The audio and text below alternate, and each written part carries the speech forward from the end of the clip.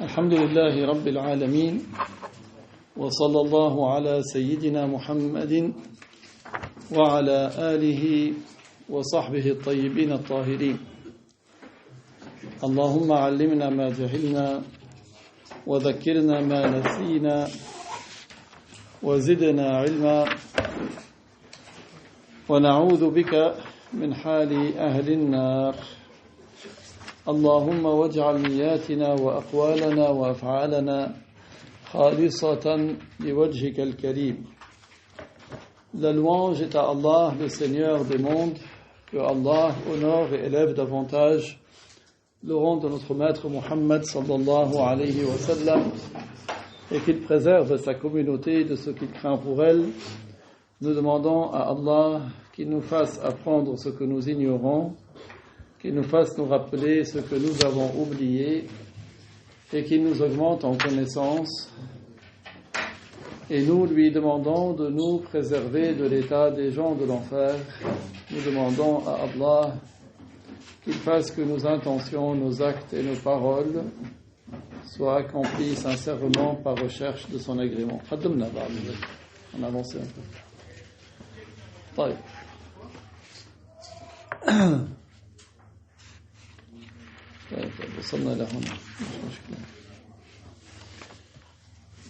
Ok, donc on va avancer un peu dans le livre, on ne va pas suivre exactement tout ce qui est dans le livre. Inch'Allah, nous reviendrons, Inch'Allah, يعني, بإذن الله, on le fera ensemble.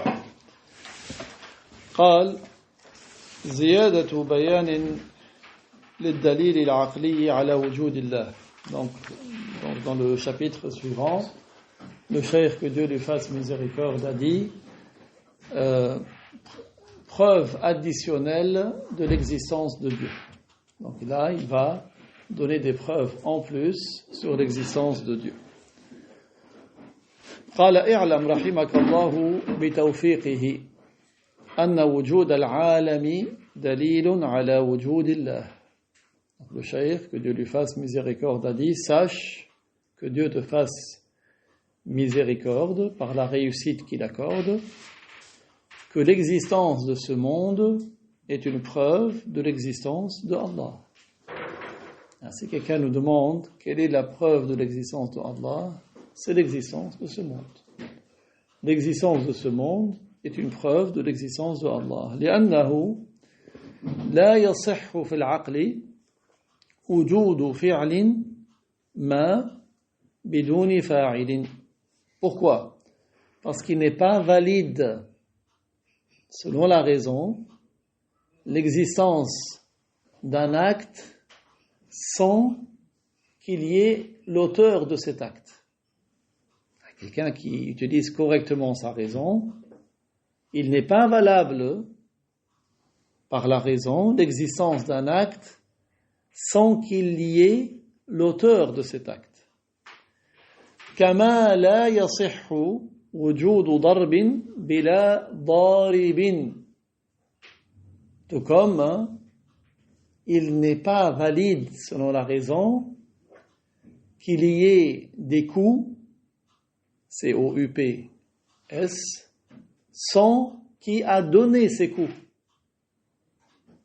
Il n'est pas valable, selon la raison, qu'il y ait des coups sans l'auteur de ces coups, sans qu'il y ait qui a donné ces coups.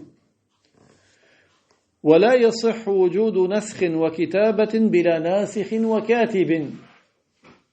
Il n'est pas valide, selon la raison, qu'il y ait une copie et une écriture sans qui a copié et qui a écrit. Il n'est pas valable, selon la raison, qu'il y ait une copie et une écriture sans qu'il y ait qui a copié et qui a écrit. ولا يصح كون ذلك الفاعل طبيعة. Donc, pour revenir au monde, il n'est pas valable, selon la raison, que l'auteur de ce monde soit une nature.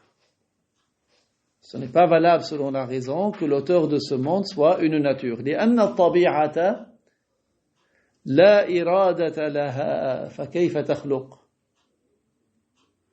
Parce que la nature n'a pas de volonté. Comment est-ce qu'elle va créer? Quand on dit la nature, c'est-à-dire la nature du feu, c'est quoi? C'est la brûlure. La nature de la neige, c'est le froid. Donc la nature, elle n'a pas de volonté. Donc elle ne crée pas. Celui qui crée, il a voulu l'existence après l'inexistence. Ce n'est pas le cas de la nature, elle n'a pas de volonté. كيف تخصص المعدوم بالوجود بدل العدم ثم بحالة دون حالة. Comment la nature d'une chose spécifierait-elle ce qui n'existe pas par l'existence au lieu de l'inexistence et par un état au lieu d'un autre? Comment la nature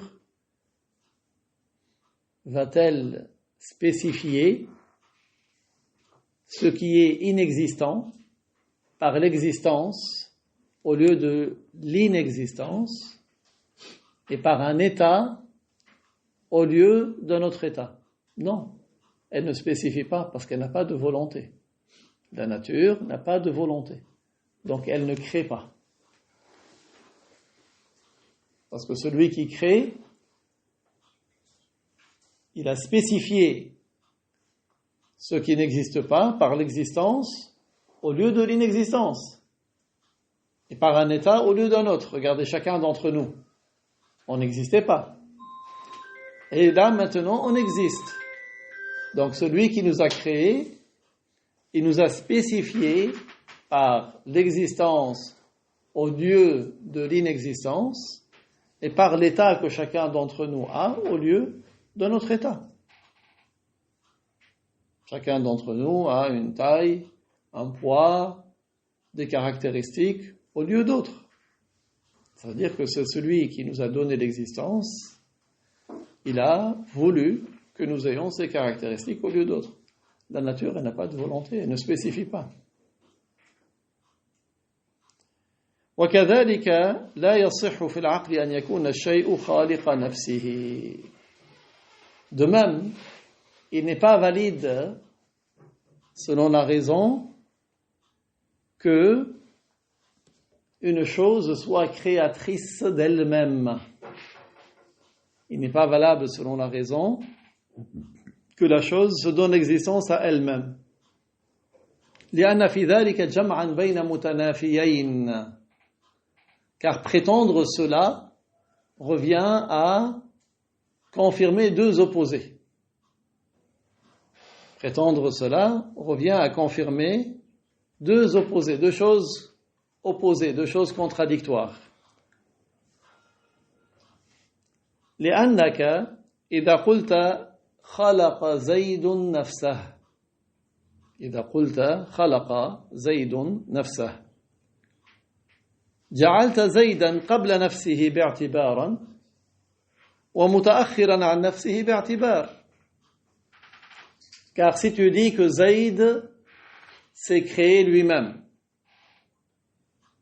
si tu dis que Zayd s'est créé lui-même, tu as considéré que Zayd a existé avant lui-même, d'un point de vue, et tu as considéré que Zayd a existé après lui-même d'une autre considération. D'une considération du fait qu'il soit soi-disant créateur, il a existé avant lui-même, et de l'autre considération, considérant qu'il est une créature, il aura existé après lui-même. Deux choses opposées, ce qui est impossible. فباعتبار خالقيته جعلته متقدما. Du point de vue qu'il soit créateur, tu as fait qu'il a existé avant lui-même. وباعتبار مخلوقيته متأخرا. Et du point de vue qu'il soit une créature, tu as considéré qu'il a existé après lui-même. وذلك محال عقلا. Et ceci est impossible selon la raison. Vous avez compris? Donc ce n'est pas possible selon la raison qu'une chose se donne l'existence à elle-même. Donc si quelqu'un dit c'est ce monde qui s'est donné l'existence à lui-même, ce n'est pas possible. La raison dit que c'est impossible. وكذلك لا يصح في العقل أن يخلق الشيء مثله أي مشابهه.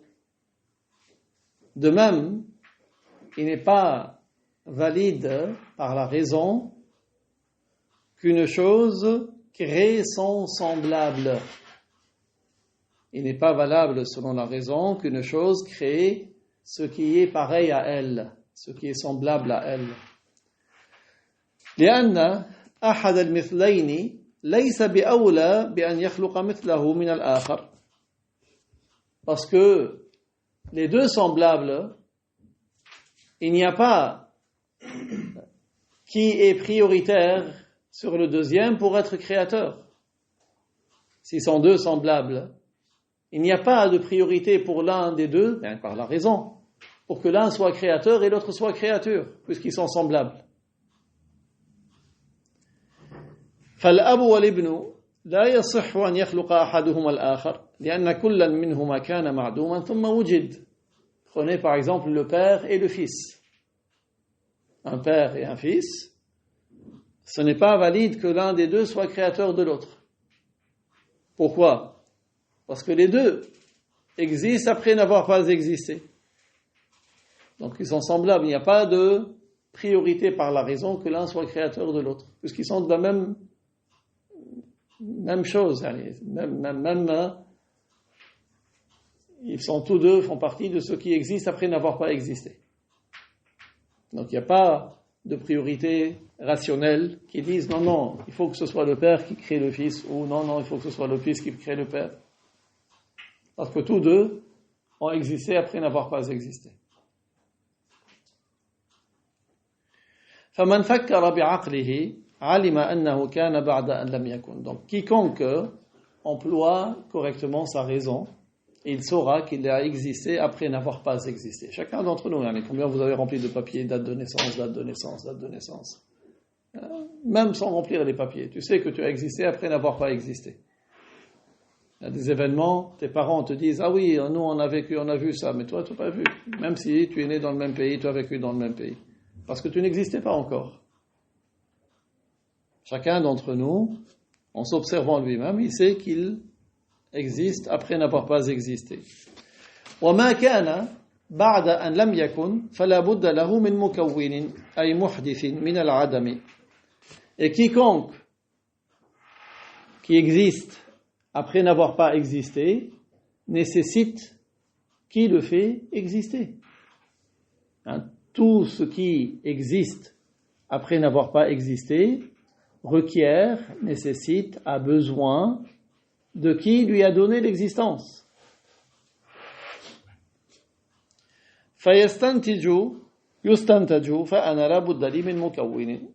Donc la conclusion, c'est que j'ai obligatoirement, selon la raison, qui m'a donné l'existence.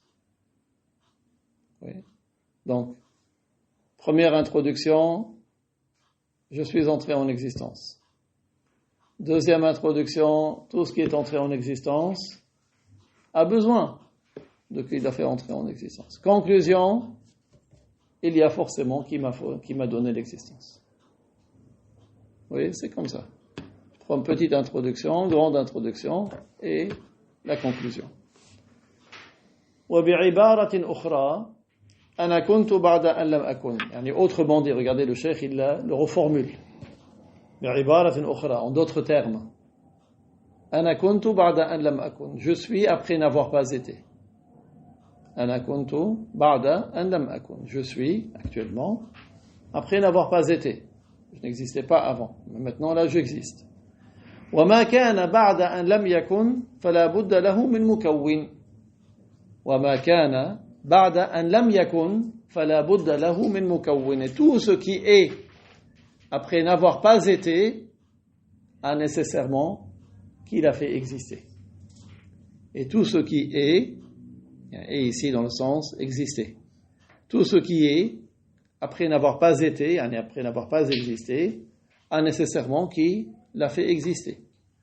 فأنا لا بد لي من مكون. Et donc moi j'ai obligatoirement qui m'a donné l'existence. Et ce raisonnement s'applique à tout ce qu'il y a dans ce monde. Ce raisonnement s'applique à tout ce monde. Parce que qu'est-ce qui est commun à ce qu'il y a dans ce monde? C'est que ce sont des choses qui ont un début, qui sont entrées en existence. قال وإيضاح ذلك أنك تعلم أن الإنسان يخلق في بطن أمه ثم يخرج وهو لا يعلم شيئا ولا يتكلم ولا يمشي. Pour éclaircir cela, tu sais pertinemment que l'être humain est créé dans l'utérus de sa mère. Donc à part Adam et Hawa, les êtres humains sont créés dans les utérus de leur mère. Puis il sort de l'utérus sans savoir rien du tout. Il ne sait pas, il ne sait rien. Quand il sort de l'utérus, l'être humain, il ne sait rien du tout. Il ne parle pas, il ne marche pas. فَيَأْخُذُ فِي النُّمُوِّ شَيْئًا فَشَيْئًا فَيَتَطَوَّرُ. Il va croître petit à petit, il va évoluer. Il va croître et il va évoluer. فَتَحْصُلُ لَهُ قُوَّةُ مَشْيٍ. Il va avoir la force de marcher. وَكَلَامٍ, et de parole. وَيَحْصُلُ لَهُ عِلْمٌ يَتَجَدَّدُ لَهُ شَيْئًا فَشَيْئًا. Il va avoir des connaissances. Il va acquérir des connaissances au fur et à mesure, de nouvelles connaissances. حتى نشأ طفلا ثم صار شابا ثم كهلا ثم شيخا ثم هرما. Parce qu'ils grandissent enfants, puis jeune homme ou jeune femme, puis adulte, puis vieux, puis vieillard.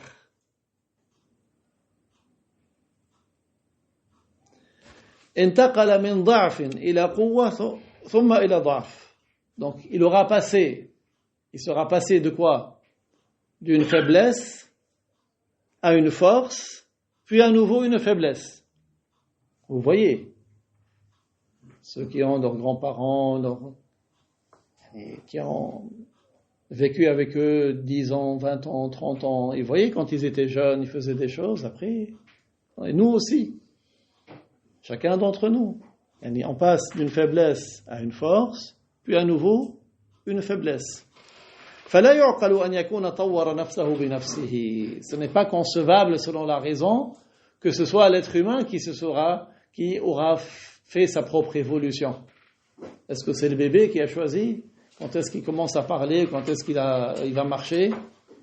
Alors, si chacun d'entre nous le choisissait, vous pensez qu'on aurait accepté rester jusqu'à la faiblesse? On aurait bien gardé notre force.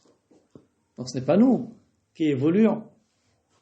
Ce n'est pas nous qui faisons notre propre évolution.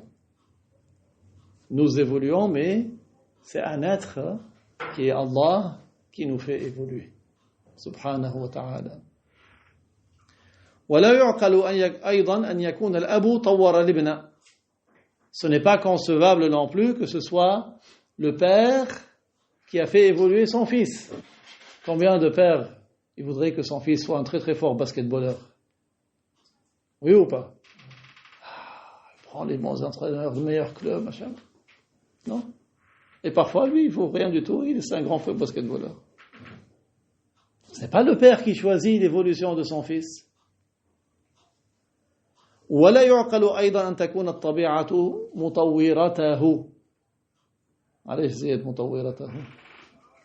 Et ce n'est pas concevable non plus que ce soit la nature qui les fait évoluer. Qu'est-ce qu'on a dit, la nature? Elle n'a pas de volonté. أيوة. ولا يصح في العقل أيضا أن يكون تطوره بدون مطور. Il n'est pas valide par la raison non plus que son évolution soit sans qui fait évoluer. Ce n'est pas valide selon la raison que son évolution soit sans qui les fait évoluer.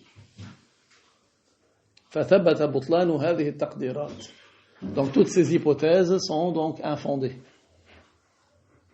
ووجب أن يكون بتطوير مطور موصوف بالحياة والعلم والقدرة والإرادة. وجوده قديم أي أزلي وذلك المطور هو المسمى الله. Qu'est-ce qui reste? Il est obligatoire, selon la raison, que cette évolution soit par l'évolution de qui fait évoluer. Il est obligatoire, selon la raison, que cette évolution soit par qui fait évoluer un être qui a pour attribut la vie, la science, la puissance, la volonté, dont l'existence est exempte de début, et celui qui fait évoluer, cet être qui fait évoluer, c'est celui qui est appelé Allah subhanahu. D'accord? فإن قيل ما هو, si quelqu'un nous dit mais qui est-ce? Qui est Allah? قلنا موجود لا كالموجودات. En réponse, c'est un être qui existe, mais pas comme tous ceux qui existent. Si quelqu'un nous dit qui est Allah, on lui dit c'est un être qui existe, mais pas comme tous ceux qui existent. ويعبر عنه بقول شيء لا كالأشياء. شيء لا كالأشياء. On dit à son sujet شيء, pas comme les شيء. Le mot شيء, c'est-à-dire موجود, c'est-à-dire existant. شيء هنا أي موجود. موجود لا كالموجودات. C'est un être qui existe, qui n'est pas comme tout ce qui existe. أي موجود حي لا كالأحياء. C'est un être qui a pour attribut la vie, qui n'est pas comme les êtres vivants. عالم لا كالعلماء. C'est un être qui a pour attribut la science, mais pas comme ceux qui ont une science, pas comme ceux qui ont une connaissance, des connaissances. وقادر لا كالقادرين. C'est un être qui a une puissance, mais pas comme ceux qui ont une puissance. ومريد لا كالمريدين. C'est un être qui a une volonté, mais pas comme ceux qui ont une volonté. وذلك لأنه لو كانت حياته تشبه حياة غيره أو علمه علم غيره أو قدرته قدرة غيره أو إرادته إرادة غيره لكان متطورا كغيره من الإنسان وسائر الأجسام ولا احتاج إلى مطور كما احتاجت سائر المتطورات لأن المتماثلات يجوز عليها عقلا ما يجوز على بعضها. Car si sa vie ressemblait à la vie d'autres que lui, ou si sa science avait une ressemblance avec la science d'autres que lui, ou si sa puissance avait une ressemblance avec la puissance d'autres que lui, ou si sa volonté avait une ressemblance avec la volonté d'autres que lui, alors il serait de ceux qui évoluent. Il serait de ceux qui changent, comme d'autres que lui, comme l'être humain et comme la totalité des corps. Et s'il changeait, il aurait eu besoin de qui le fait changer, tout comme les choses qui changent, qui évoluent, ont besoin de qui les fait évoluer. Parce que ceux qui sont semblables, il est possible selon la raison, il leur est possible selon la raison ce qui est possible à leurs semblables. Si vous avez deux choses semblables, ce qui est possible à l'une est possible à l'autre. Possible selon la raison. Donc si sa science, sa volonté, sa puissance, sa vie avait une ressemblance avec notre science, notre volonté, notre puissance, notre vie, alors il serait de ceux qui évoluent, il aurait eu besoin de qui le fait évoluer. Et ce qui est impossible selon la raison. فالأجسام كلها لطائفها وكفائفها حادثة بإحداث محدث فاعل مختار. Tous les corps que ce soit les corps impalpables ou les corps palpables, tous les corps, que ce soit les corps impalpables ou les corps palpables, sont entrés en existence. Ça veut dire quoi, sont entrés en existence? Yani existent après n'avoir pas existé. Sont entrés en existence, c'est-à-dire existent après n'avoir pas existé. Tous les corps, que ce soit des corps impalpables ou des corps palpables, sont entrés en existence par un être qui les fait entrer en existence. Et cet être qui les fait entrer en existence, il a un acte et il choisit. Il a une volonté.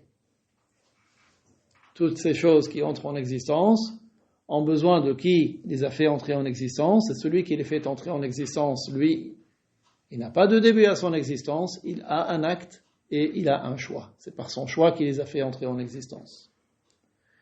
وهذه المسألة جديرة بزيادة الإيضاح وذلك يحوجنا إلى تقديم مقدمة وهي ما نراها إن شاء الله في المرة القادمة.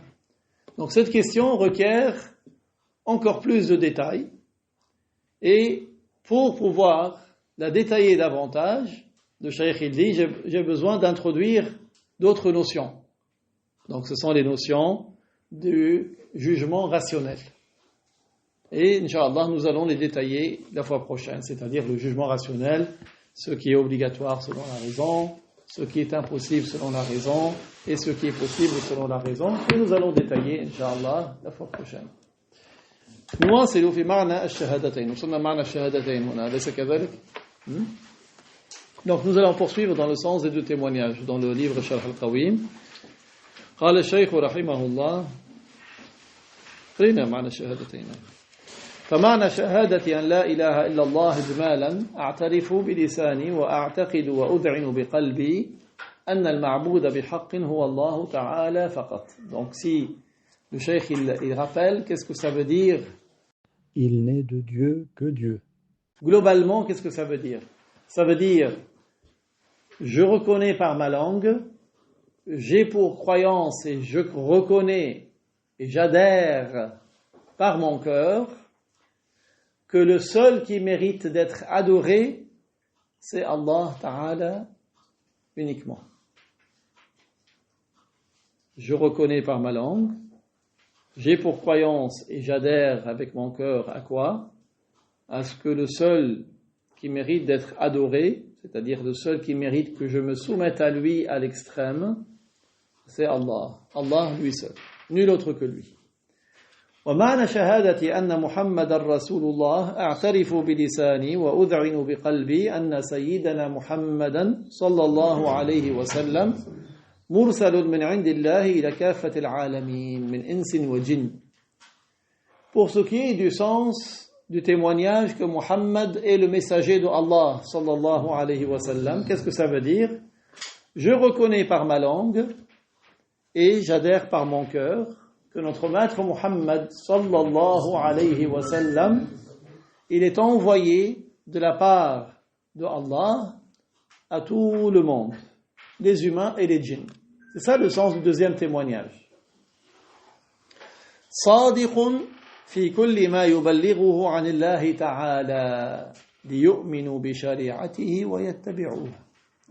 Il est véridique en tout ce qu'il a transmis de la part de Allah. Allah l'a envoyé pour que les gens croient en lui et croient en sa loi et le suivent. Pour que les gens croient en sa loi et le suivent. Ce n'est pas optionnel. Si la croyance était libre, si chacun pouvait croire ce qu'il voulait, Allah n'aurait pas envoyé de prophètes. Il a envoyé des prophètes pour qu'ils soient suivis. L'envoi des prophètes implique l'obligation de les suivre.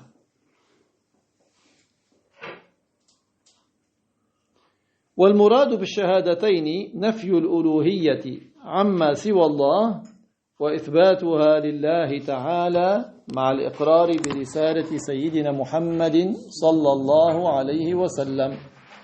Alors, le cheikh, que Dieu lui fasse miséricorde, a dit, ce qui est visé par les deux témoignages, je témoigne qu'il n'est de Dieu que Dieu, et je témoigne que Muhammad est le messager de Dieu. Ce qui est visé par les deux témoignages, c'est de nier la divinité à tout autre que Dieu et la confirmer pour Dieu. Nier la divinité à tout autre que Dieu et la confirmer pour Dieu. C'est ça le sens du premier témoignage.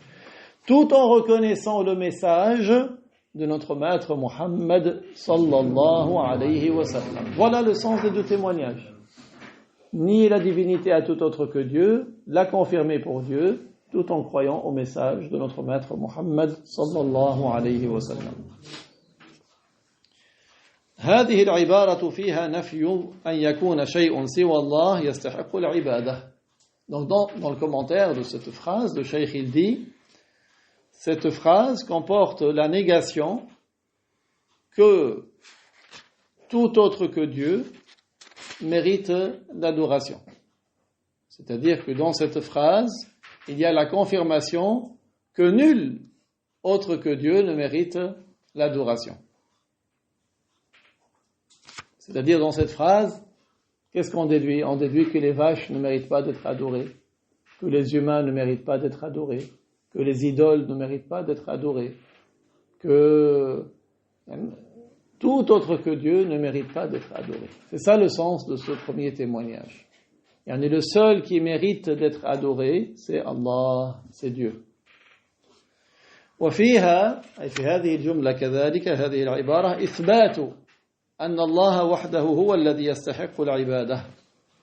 Dans cette phrase, il y a aussi la confirmation que Allah seul mérite d'être adoré.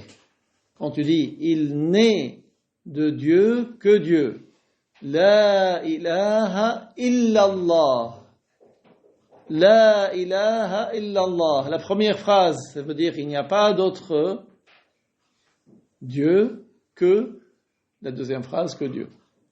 C'est la même phrase, mais la première partie, c'est une négation de la divinité à autre que Dieu et la confirmation de la divinité pour Dieu. La négation que autre que Dieu mérite d'être adoré et la confirmation que Dieu seul mérite d'être adoré. La ilaha illallah. Il n'est de Dieu que Dieu. C'est la meilleure des phrases. Elle comporte le meilleur mot dans la langue arabe, qui est le nom de Allah. Le meilleur mot en arabe, c'est Allah. مع الاعتراف والإيمان برسالة محمد صلى الله عليه وسلم, tout en reconnaissant et en croyant au message de notre maître Muhammad sallallahu alayhi wa sallam. Vous voyez, on a vu qu'il faut les deux. Croire qu'il n'est de Dieu que Dieu ne suffit pas. Il faut aussi croire que Muhammad est le messager de Dieu. C'est le minimum pour être sauvé du châtiment éternel dans l'au-delà. قال وينبغي معرفة معنى العبادة على ما هو المراد في الكتاب والسنة. Le Cheikh il dit, il convient de bien comprendre le sens de l'adoration tel que cela est visé dans le Coran et la Sunna. Parce que jusqu'à maintenant, qu'est-ce qu'on disait? On disait le seul qui mérite l'adoration, c'est Allah. Mais qu'est-ce que ça veut dire l'adoration? Le Cheikh il dit, il convient de comprendre le sens de l'adoration tel qu'elle est visée dans le Coran et le Hadith. فإن كثيرا من الناس يجهلون ذلك كالوهابية. Beaucoup de gens ignorent le sens de l'adoration, comme les wahhabites. Les wahhabites, ils n'ont pas compris ce qu'est l'adoration. Ils accusent d'associateurs des gens qu'ils voient faire des choses parce qu'ils croient que c'est une adoration pour autre que Dieu, alors que ce n'est pas une adoration d'autre que Dieu. Moi, j'ai vu, devant la Kaaba, quelqu'un soi-disant, vous savez, les gens, ils recherchent la baraka. Certains, ils passent la main sur la Kaaba. D'autres, ils passent la main sur le maqam d'Ibrahim. D'autres, sur le hijr d'Ismaïl. Mais pourquoi ils passent la main? Pour avoir la baraka. N'est-ce pas que toi, si on te donne le parfum, tu passes la main sur le parfum? Qu'est-ce qui est mieux, le parfum ou un endroit qui a été touché par le pied du prophète Ibrahim? Pourquoi tu mets le parfum? Parce que c'est bien. Est-ce que tu adores le parfum quand tu passes le parfum sur toi? Non. Qu'est-ce qui est mieux que le parfum, la trace du pied d'Ibrahim ou bien le parfum? Donc lui, le musulman, s'il passe la main, c'est pas parce qu'il adore la pierre Est-ce qu'il y a un musulman qui croit que la pierre c'est son créateur? Il n'est pas musulman celui qui croit ça. Aucun musulman n'a pour croyance. Celui qui passe la main, pensez qu'il croit que c'est la pierre qui est son créateur, il passe la main pour adorer la pierre. Non. C'est pour avoir la baraka. Qui nous a enseigné le tabarruk? Le prophète, alayhi salatu wassalam. Ses compagnons, ils attendaient pour recueillir l'eau de son wudu, pour se prendre. Il a demandé à avoir un châle qu'une femme a offert au prophète. Il a dit, je voudrais l'avoir pour linceul. Le prophète lui a donné, parce qu'il était en contact avec le prophète. Pour avoir la baraka. Est-ce que vous pensez que lui, il croit que le châle, il va créer quelque chose? Non. Est-ce que s'il croyait cela, le prophète lui aurait donné?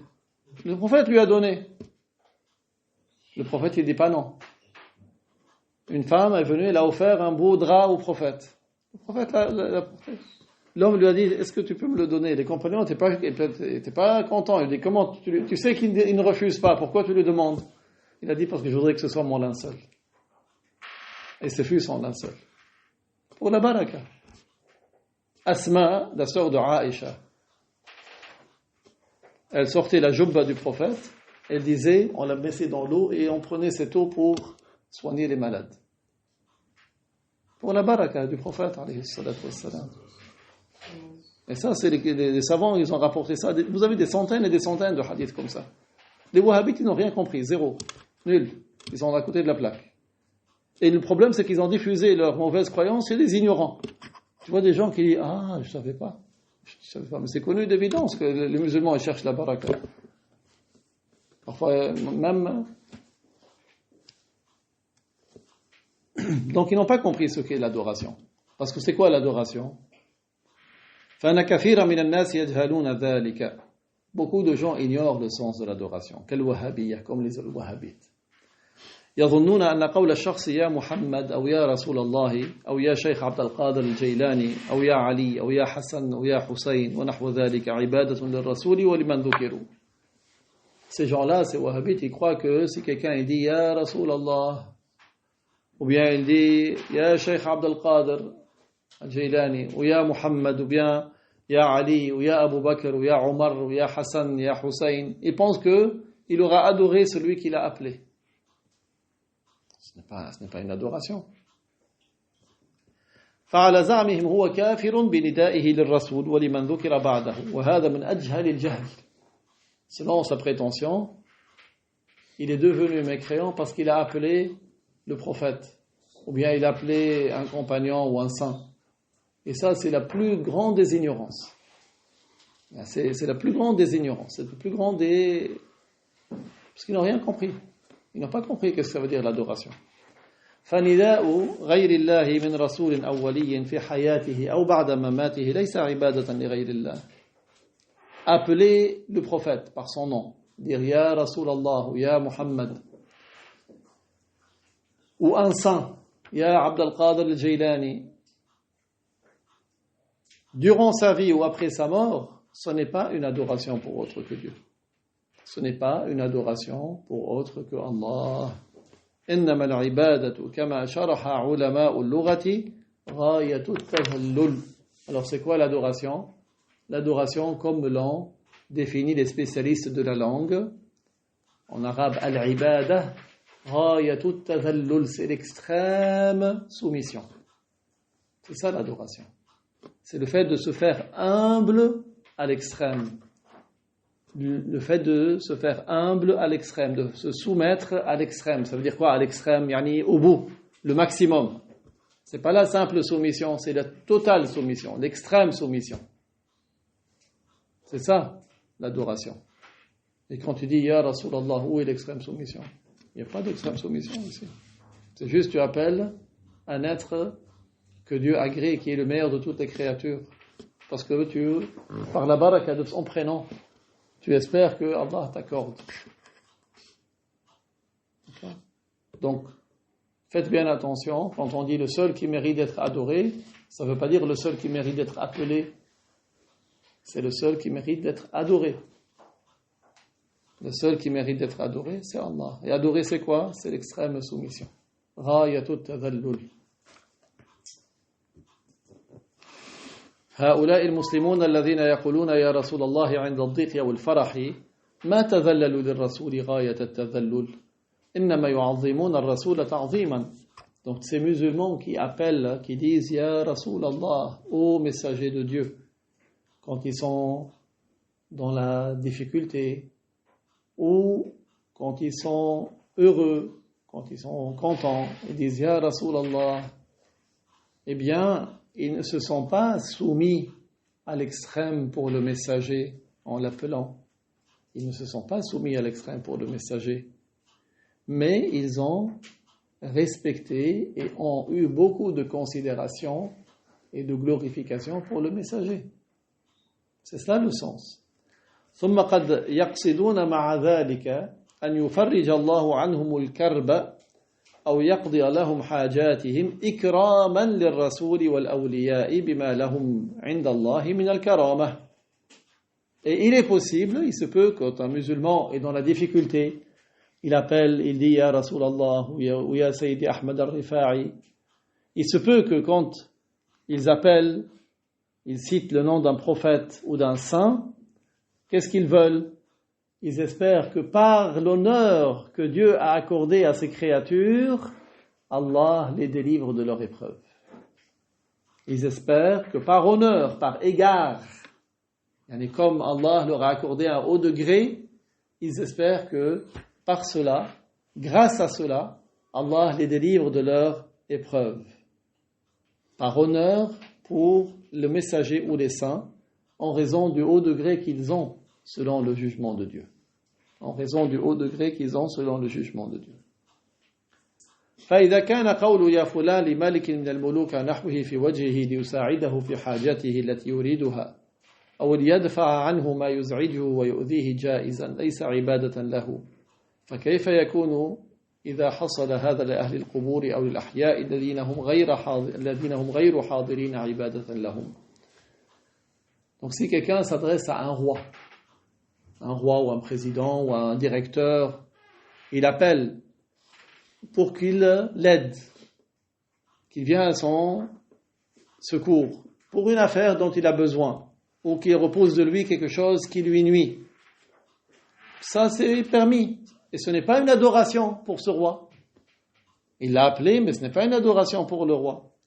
Pourquoi, si la même chose se produit pour un saint, mort ou vivant, peu importe, c'est la même chose, ce sont des créatures de Dieu, pourquoi ça deviendrait une adoration pour eux lorsqu'ils ne sont pas présents? Vous voyez, ça ne tient pas la route.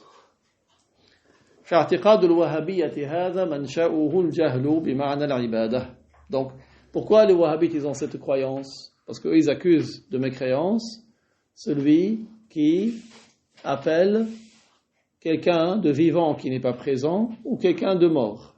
Ils disent ça y est, il adore. Mais d'où est l'origine de leur égarement? Parce que c'est faux. Quelle est l'origine de leur égarement? C'est parce qu'ils n'ont pas compris le sens de l'adoration. Ils n'ont pas compris le sens de l'adoration. Ils ont cru que ça c'est une adoration. Et c'est pas ça l'adoration. L'adoration, ra'yatut tadallul, c'est l'extrême soumission. Il n'y a pas d'extrême soumission ici. أليس ثبت عن رسول الله صلى الله عليه وسلم أنه علم بعض أمته أن يقول في غير حضرته يا محمد إني أتوجه بك إلى ربي في حاجتي لتقضى لي. Le prophète lui-même, alayhi salatu wassalam, il a enseigné à un de sa communauté de dire Ya Muhammad en son absence. Parce qu'il est interdit de dire au prophète devant lui Ya Muhammad, de l'appeler par son prénom. Donc le prophète lui a enseigné de dire cette invocation, pas pour qu'il la dise devant lui, en son absence. Donc le prophète lui-même, ça c'est rapporté par At-Tabarani, il a enseigné lui-même à un de sa communauté de dire Ya Muhammad, inni atawajjahu bika ila rabbi fi hajati. Ô Muhammad, je m'adresse par toi à mon Seigneur pour mon affaire. Ô Muhammad, je m'adresse par toi à mon Seigneur pour mon affaire, pour qu'elle me soit réglée. Et ça, ce n'est pas en présence du prophète, parce qu'on n'appelle pas le prophète par son prénom devant lui. وهو رجل أعمى أراد أن يكشف الله بصره ففعل ذلك الشخص في غير حضرة الرسول ثم عاد إلى الرسول وهو في مكانه وقد أبصر. C'était un aveugle qui voulait que Dieu lui rende la vue. Le prophète lui a enseigné de dire cette invocation, il est parti, il a récité l'invocation, il est revenu, il a recouvré la vue. Par la baraka de cette invocation. ثم الصحابي الذي كان عند الرسول تلك الساعة علم شخصا في زمن عثمان بن عفان رضي الله عنه كانت له حاجة عند عثمان فما كان يلتفت إليه لشغل باله ففعل الرجل مثل فعل ذلك الأعمى ثم جاء إلى عثمان فقضى له حاجته. Et le compagnon qui a rapporté ce hadith de l'homme aveugle, lui-même, il a enseigné cette même invocation à un homme qui a vécu à l'époque du troisième calife, notre maître Othman. C'était un homme qui voulait absolument rencontrer le calife Othman parce qu'il avait une affaire à régler. Il n'arrivait pas. Chaque fois, on lui dit, il est occupé, il est occupé, il est occupé. Le compagnon qui était présent, il lui a enseigné l'invocation de l'homme aveugle. Donc lui aussi, il a dit, Ya Muhammad. Et cet homme, quand il a fait ce que le compagnon lui a dit de faire, il a pu rencontrer Othman, le calife, et le calife lui a réglé son affaire vite fait. Donc tout ça par la baraka de fait du nom du prophète alayhi salatu wassalam. Donc si le musulman dit Ya Muhammad, il n'est pas en train d'adorer le prophète, il est en train juste de mentionner le nom de la meilleure de toutes les créatures de Dieu, et en espérant que par la baraka du prénom du prophète, la personne aura ce qu'elle veut de la part de Dieu, que c'est Dieu est le créateur. C'est ça le sens. Et que l'adoration, c'est quoi? C'est l'extrême soumission. C'est ça l'adoration. Donc il faut bien comprendre les définitions, c'est pour cela que c'est très important de maîtriser les basiques. Sans la maîtrise des basiques, comme les wahhabites, ils sont perdus. Ils accusent de tout ce qui bouge, ils disent shirk, shirk, bid'a, bid'a. C'est ce qu'ils ont à la bouche. Shirk, bid'a, tout ce qui bouge. Quasiment. والله تعالى أعلم وأحكم وبارك الله فيك